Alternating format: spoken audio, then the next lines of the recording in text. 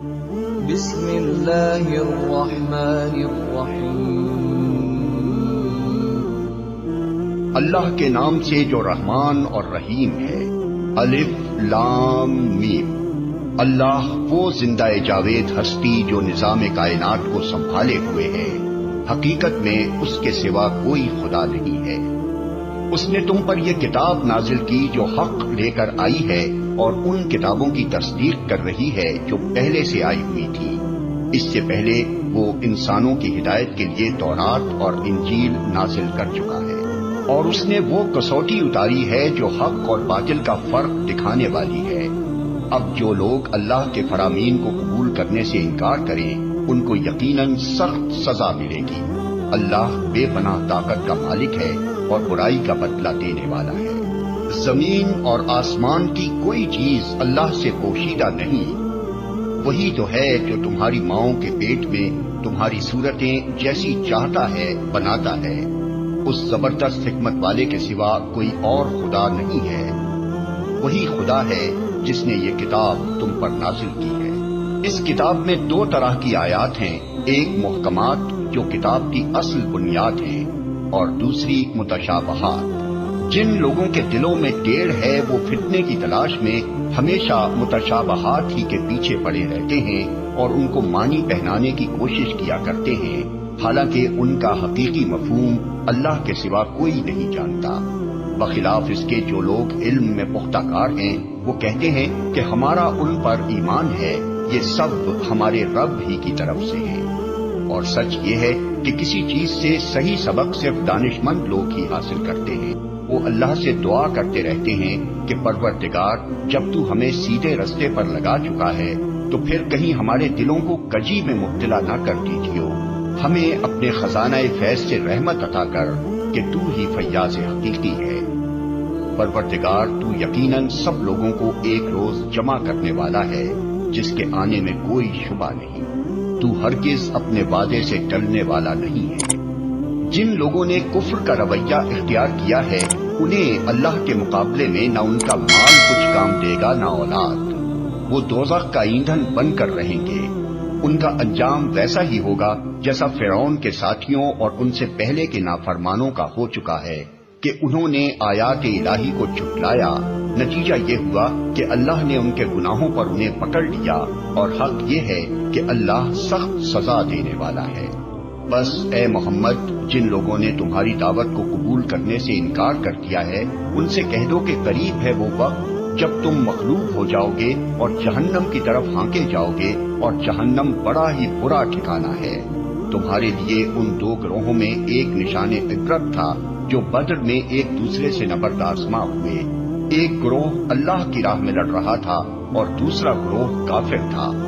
دیکھنے والے بچشم سر دیکھ رہے تھے کہ کافر گروہ مومن گروہ سے دو چند ہے، مگر نتیجے نے ثابت کر دیا کہ اللہ اپنی فتح و نصرت سے جس کو چاہتا ہے مدد دیتا ہے۔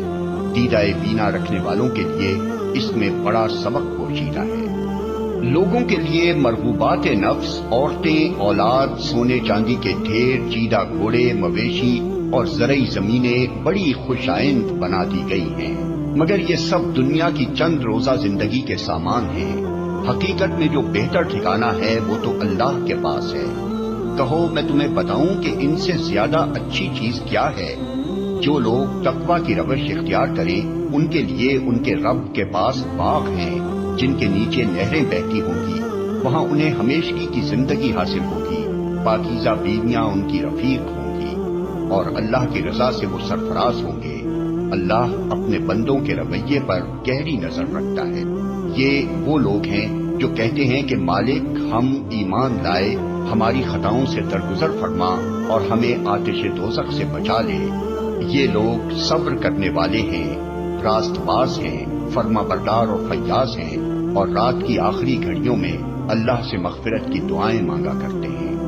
اللہ نے خود شہادت دی ہے کہ اس کے سوا کوئی خدا نہیں ہے، اور یہی شہادت فرشتوں اور سب اہل علم نے بھی دی ہے۔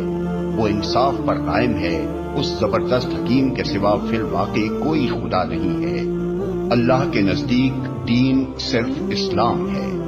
اس دین سے ہٹ کر جو مختلف طریقے ان لوگوں نے اختیار کیے جنہیں کتاب دی گئی تھی، ان کے اس طرز عمل کی کوئی وجہ اس کے سوا نہ تھی کہ انہوں نے علم آ جانے کے بعد آپس میں ایک دوسرے پر زیادتی کرنے کے لیے ایسا کیا، اور جو کوئی اللہ کے احکام و ہدایات کی اطاعت سے انکار کرتے، اللہ کو اس سے حساب لیتے کچھ دیر نہیں لگتی۔ اب اگر یہ لوگ تم سے جھگڑا کریں تو ان سے کہو، میں نے اور میرے پیروں نے تو اللہ کے آگے سر تسلیم خم کر دیا ہے۔ پھر اہل کتاب اور غیر اہل کتاب دونوں سے پوچھو، کیا تم نے بھی اس کی اطاعت و بندگی قبول کی؟ اگر کی تو وہ راہ راست پا گئے، اور اگر اس سے منہ موڑا تو تم پر صرف پیغام پہنچا دینے کی ذمہ داری تھی۔ آگے اللہ خود اپنے بندوں کے معاملات دیکھنے والا ہے۔ جو لوگ اللہ کے احکام و ہدایات کو ماننے سے انکار کرتے ہیں اور اس کے پیغمبروں کو ناحق قتل کرتے ہیں اور ایسے لوگوں کی جان کے درپے ہو جاتے ہیں جو خلق خدا میں سے عدل و راستی کا حکم دینے کے لیے اٹھیں، ان کو دردناک سزا کی خوشخبری سنا دو۔ یہ وہ لوگ ہیں جن کے اعمال دنیا اور آخرت دونوں میں ضائع ہو گئے اور ان کا مددگار کوئی نہیں ہے۔ تم نے دیکھا نہیں کہ جن لوگوں کو کتاب کے علم میں سے کچھ حصہ ملا ہے ان کا حال کیا ہے؟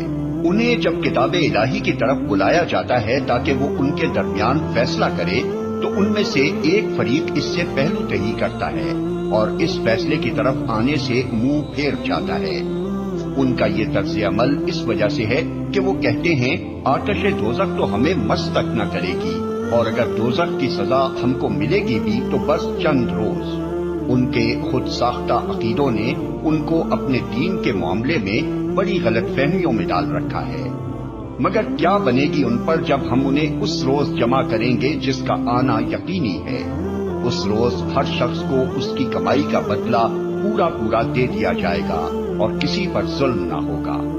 کہو، خدایا ملک کے مالک، تو جسے چاہے حکومت دے اور جس سے چاہے چھین لے، جسے چاہے عزت بخشے اور جسے چاہے ذلیل کر دے۔ بھلائی تیرے اختیار میں ہے، بے شک تو ہر چیز پر قادر ہے۔ رات کو دن میں پروتا ہوا لے آتا ہے اور دن کو رات میں، جاندار میں سے بے جان کو نکالتا ہے اور بے جان میں سے جاندار کو، اور جسے چاہتا ہے بے حساب رزق دیتا ہے۔ مومنین اہل ایمان کو چھوڑ کر کافروں کو اپنا رفیق اور دوست ہرگز نہ بنائیں۔ جو ایسا کرے گا اس کا اللہ سے کوئی تعلق نہیں۔ ہاں، یہ معاف ہے کہ تم ان کے ظلم سے بچنے کے لیے بظاہر ایسا طرز عمل اختیار کر جاؤ، مگر اللہ تمہیں اپنے آپ سے ڈراتا ہے اور تمہیں اسی کی طرف پلٹ کر جانا ہے۔ اے نبی، لوگوں کو خبردار کر دو کہ تمہارے دلوں میں جو کچھ ہے اسے خواہ تم چھپاؤ یا ظاہر کرو، اللہ بہرحال اسے جانتا ہے۔ زمین و آسمان کی کوئی چیز اس کے علم سے باہر نہیں ہے، اور اس کا اقتدار ہر چیز پر حاوی ہے۔ وہ دن آنے والا ہے جب ہر نفس اپنے کیے کا پھل حاضر پائے گا، خواہ اس نے بھلائی کی ہو یا برائی۔ اس روز آدمی یہ تمنا کرے گا کہ کاش ابھی یہ دن اس سے بہت دور ہوتا۔ اللہ تمہیں اپنے آپ سے ڈراتا ہے اور وہ اپنے بندوں کا نہایت خیر خواہ ہے۔ اے نبی، لوگوں سے کہہ دو کہ اگر تم حقیقت میں اللہ سے محبت رکھتے ہو تو میری پیروی اختیار کرو، اللہ تم سے محبت کرے گا اور تمہاری خطاؤں سے درگزر فرمائے گا۔ وہ بڑا معاف کرنے والا اور رحیم ہے۔ ان سے کہو کہ اللہ اور رسول کی اطاعت قبول کر لو، پھر اگر وہ تمہاری یہ دعوت قبول نہ کریں تو یقیناً یہ ممکن نہیں ہے کہ اللہ ایسے لوگوں سے محبت کرے جو اس کی اور اس کے رسول کی اطاعت سے انکار کرتے ہیں۔